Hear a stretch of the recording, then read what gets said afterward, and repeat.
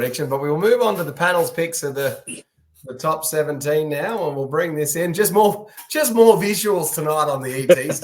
It's like predicted best 17 and no spelling mistakes. Who knew that? Watch this. This is good. So what each of the panelists done, they had provided their top 17 Sharks team as per what they think the team should be, and we are going to go through that right now. There we go. All right. So we've all named Will Kennedy as the fullback, no dispute. We've all said Sione Katoa will be one of the wingers. We have all said that Ramian and Talakai are the centres. So there was no discussion from any of us that KL Iro should come into the team. We all stand by that. I think we do. Yeah. Do you remember what I said, the one change I'd make, David? Maybe. What was it? I thought the guidance was, what do we think the team will be that Fitzgibbon names, and what change would we make? My change was Talakai to bench Iro in. I know it won't happen. Yeah, I do remember that, but I ran out of time, so I forgot to do that. That's okay. That's the change I'd make. And based on the other night, I think Talakai would provide so much of the bench. But anyway, moving on. Nah, Talakai's a centre. That's rubbish. Ronaldo is by far and away the undisputed and should be the captain of the Sharks team, to be honest. Everyone was in agreement that Trindle and Hines were the halves. And then, interestingly, everyone except for you, Williams, had Hamlin Ueli as the starting prop. You put Kaufusi in. Yep. And I'll explain it here. And I think this is actually what's going to be named, because I don't think Hamlin Willie's going to be fit. I think he's still battling a knee injury. He's under a big cloud for round one. So if you compare the expert, i.e. myself, against what Fitzgibbon names, that'll be the team. You guys are all right. What's the best team? What's the strongest team, though? Oh, the strongest team is Hamlin Willie, but I think Kaufusi will be played round one. And it might be interesting if both Rudolph and Hamlin Willie are struggling for fitness. You might see one of them coming off the bench. And Kaufusi's had a huge off-season. He's played pretty much the large bulk of both trials. I think Kaufusi's primed to start. Just on that too, Boldo, I actually had Nico Hines is not playing in round one, mate. I don't think he plays. I decided that it was the strongest team, and I just decided I wasn't putting Nico in. But good shout out there. Is that the NRL? Is that Andrew Abdo running the show here? We've got another rule change. Well, speaking of that, I just thought, no, Nico's going to play round one. Come on. He's playing round one. I told you we're winning round one. Besides, we were doing half of you were doing strongest lineup, and the other half were doing just team for round one, and it was just too confusing. I thought, bugger it, we're just doing strongest lineup.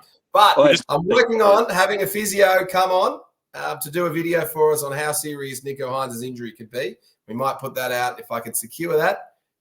We will do that as a video, as a standalone on its own in the coming days. But interestingly, as Chris Kelly says every week, it's just the same team. It's just like, why bother? We may as well just give them squad jerseys and just be done with it. All right, so Blake Rayleigh has been named at hooker in all of our teams. Everyone thinks that Nickera and Wilton will be the back row, and then this is where it gets interesting.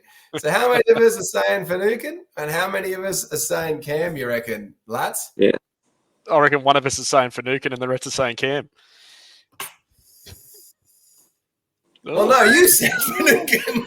Oh, no. What are you doing? No, I put him on the bench. I had Finucane on the bench. Yeah. Mate, you've changed the bloody script here. This is a stitch-up.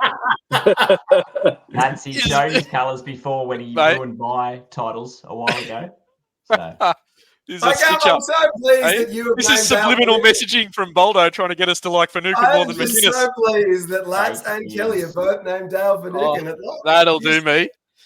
Yeah. Kelly, did you do that? I did. Yeah, I did. Okay. This is their better positions. This is their better spots.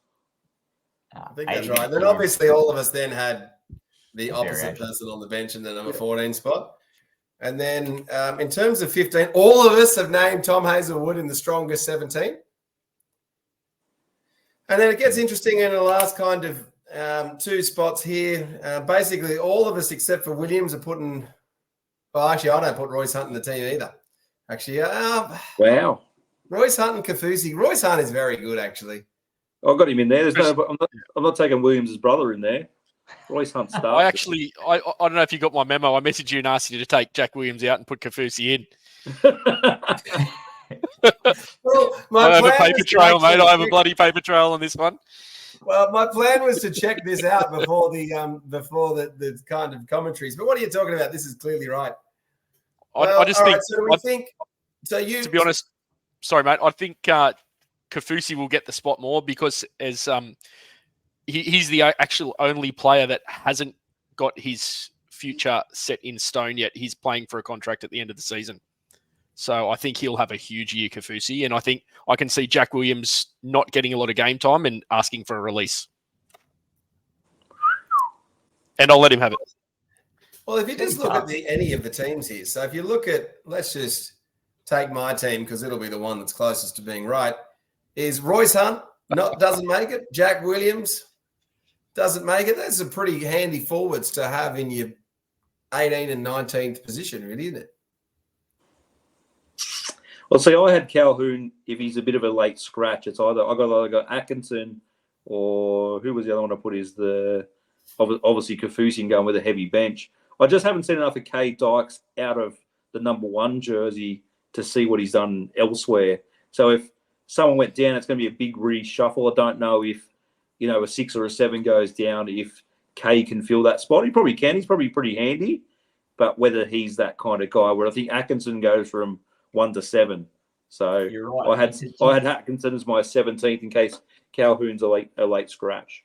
It's a difficult one too. If you've got Colhoun, looking at all of us there, we've got mainly like a combination of Hazleton, Williams, Kaufusi, Hunt. They're all middles. You got Colhoun's the only edge back rower who could potentially go on and then push either. We've seen Teague Wilton and Britton Nicker fill in the centres before. Nicker are even on the wing. When we had a lot of injuries, I think it was against Manly last year and even Penrith. So, yeah, it's having heavy benches like that. It's good, but they're all same kind of players as well. That's why it's so difficult. I think Jack Williams had a really good 2021. I thought he actually had some good touches last year as well after a bit of a write-off 2022. So I would agree that Royce Hunt probably should be chosen over Williams, but I think Williams has a bigger motor. Having said that, Royce Hunt was looking really good the other night, and he looked really good back end of 2022 as well. So, but I think one criticism of our pack is they're all very similar, with Hazelwood being the exception. So yeah, it will be interesting to see how Fitzgibbon balances that bench, because you've got to have that coverage, whether it's a matter of carrying Dykes or carrying another utility on the bench or a second row. I think you can't have a 3-prop 1 second row bench. I think you need a bit more diversity than that. Is that the point of having Finucane and McInnes that they can do long minutes? Yeah, I got high confidence in McInnes can literally play 6 to, I wouldn't go fullback, but at least 6 to wing and centre. He's not going to stay out of place in a centre spot, sort of like Talakai does, and he's probably got better confidence in his defence if he had to be pushed out that way. And he can play 9, and we all know he can play 9 in a pinch, so he pretty much can play, 13 to 4 and 3, but he's not going to play 1, 2, 5. So lads, looking at that the other night though, hot and humid night, and I don't know what's it. Obviously, they were both one pass left, one pass to the right. They were both absolute gherkins, but I think he can play hooker, and we have seen Brayley playing the halves as well. I think he did cover a bit of 7 a few years, or at least a few years ago, pre-Nico anyway. I think, and maybe even that semi-final we got injured against Canberra as well. He had a blinder at hooker, and I think who was it? Was it at some stage that match? I remember him taking the ball at first receiver a few times. So you got some options there. McInnes can play 80 though as well. I think it all comes down to whether or not the strategy is outside back or not. And so I think just has Fitzgibbon got them ready so that they can do more minutes, or is he just going for big boppers? And I think that's a key strategy of choosing one or the other, and that you either go all season with Cade Dykes or Atkinson on the bench, or you're running with 4 forwards. I don't think you're chopping and changing that decision. All right, that was the starting lineups. Well, look, what would we know, though? God, we'll move off that. Where does the blokes who sit in the stand? What are you talking about? Yeah, we're just the guys. Well, yeah, we're far more interested on who's on the bench because we get to abuse those guys and give them a hard time from within the We pump ET Tommy stand. up before he runs out there. Oh, of course. We're doing All ball right. caps this year for sure. We will do ball For caps. sure.